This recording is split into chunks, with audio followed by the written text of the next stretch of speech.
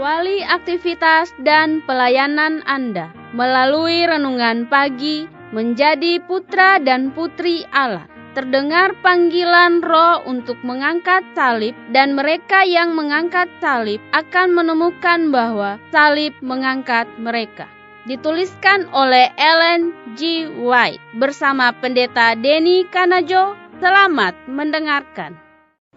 Shalom, salam sejahtera untuk para pendengar dimanapun Anda berada saat ini. Kita berjumpa kembali dalam mendengarkan firman Tuhan melalui audio renungan pagi. Pada tanggal 11 April 2021 dengan judul Pikiran Harus Diberi Makan dengan Makanan Suci. Sebelum kita melanjutkan bacaan renungan kita pada saat ini, saya mengajak untuk kita semua berdoa. Bapa di sorga, terima kasih karena rahmat Tuhan besar bagi hidup kami sepanjang malam di dalam peristirahatan kami. Pada saat ini kami bangun dengan tubuh sehat dan segar sebelum kami melakukan aktivitas pekerjaan dan pelayanan kami di hari ini. Kami rindu untuk belajar firman Tuhan. Curahkanlah kuasa Roh Kudus-Mu kepada kami untuk kami mengerti dan kami praktekkan dalam kehidupan kami. Ampuni kami Tuhan, kami sudah berdoa hanya di dalam nama Tuhan Yesus dan Juru Selamat kami. Amin. Ayat inti kita terambil di dalam buku Amsal 30 ayat yang kelima. Demikian firman Tuhan. Semua firman Allah adalah murni. Ia adalah perisai bagi orang-orang yang berlindung padanya. Mari kita ikuti penjelasannya. Ada banyak orang yang mudah terpikat dengan buku-buku cerita. Pikiran dipenuhi dengan jenis makanan yang bermutu rendah untuk renungan, sehingga menjadi tidak berkuasa untuk menyelidik dan mengerti hal-hal mengenai kepentingan-kepentingan yang kekal.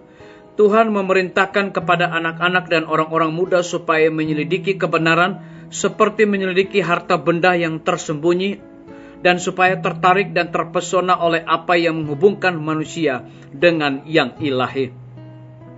Pikiran harus diberi makan dengan makanan yang suci, kalau hati itu mesti suci adanya.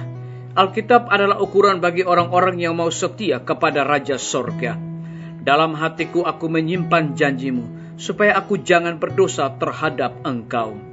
Adalah mustahil bagi orang-orang muda memiliki cara pikiran yang sehat dan prinsip-prinsip keagamaan yang benar, kecuali mereka menggemari pembacaan firman Allah.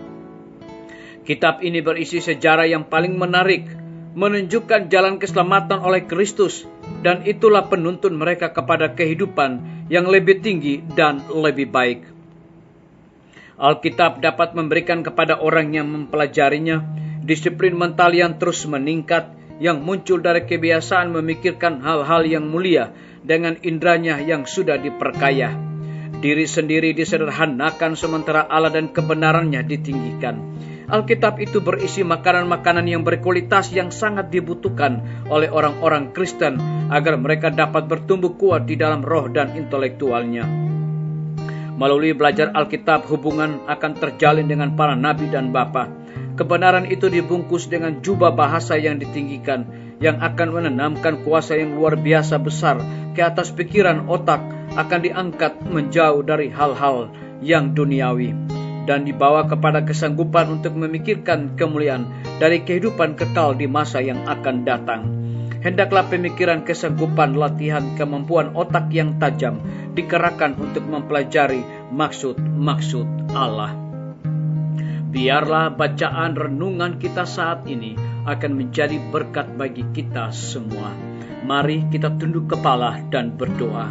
Bapa di sorga, terima kasih oleh karena kebenaran firman-Mu pada pagi hari ini dapat menuntun dan menguatkan iman percaya kami, agar kami tetap setia kepada Tuhan dan percaya akan firman Tuhan.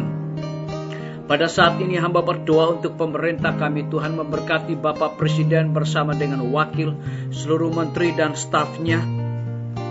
Dan juga Tuhan memberkati gubernur, wakil, bupati dan wakil, wali kota dan wakil, camat, lurah, RT, RW, dimanapun mereka berada saat ini. Lebih khusus kami berdoa untuk Provinsi Nusa Tenggara Timur. Semua mata tertuju kepada provinsi ini, oleh karena dilanda oleh badai Seroja. dan juga banjir bandang yang melanda tempat ini. Kiranya dengan hikmat dan pengetahuan sorga, pemerintah kami dapat mengatasi semua yang terjadi saat ini tepat pada waktunya. Karena begitu banyak masyarakat di Provinsi Nusa Tenggara Timur yang mengalami begitu banyak kerusakan, kelaparan, dan juga kesehatan terganggu. Dan begitu merusak lahan pertanian dan akan mengalami kelaparan. Tapi kami percaya kami punya Tuhan Yesus yang akan menolong provinsi yang kami cintai ini. Bapa di sorga, kami juga berdoa untuk para tim medis. Tuhan berikan hikmat kepada mereka, dokter, perawat, bidan, para pekerja kesehatan yang ada di setiap rumah sakit puskesmas yang ada di Indonesia. Biarlah dengan dedikasi sorga mereka dapat memberikan pelayanan yang terbaik kepada orang-orang yang membutuhkan pelayanan mereka. Kami menyerahkan semua guru-guru, kepala sekolah, dan semua siswa ke dalam tangan kasih dan rahmat Tuhan.